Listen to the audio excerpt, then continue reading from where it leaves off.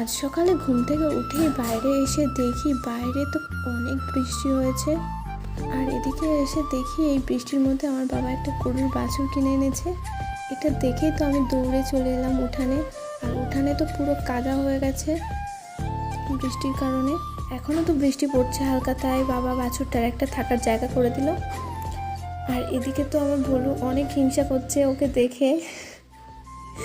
বাবা বাছুরটার নাম রেখেছে লালু, তাই আজ থেকে ওর নাম লালু। দিদি তো ভালোবেসে লালুকে আমের খোসা খাওয়াতে যাচ্ছে, কিন্তু লালু অনেক ভয় পাচ্ছে, তাই দিদি ভোলুকে খাইয়ে দিচ্ছে। এই তো লালুকে ভালোবাসতে গেলেই ও সরে যাচ্ছে, ভয় পাচ্ছে অনেক।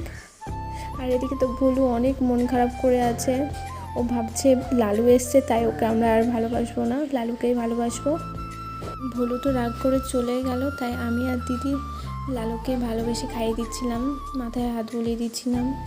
আজ প্রথম এসছে, তাই ভয় পাচ্ছিল লালু। আস্তে আস্তে লালু আমাদের ভালোবেসে ফেলবে।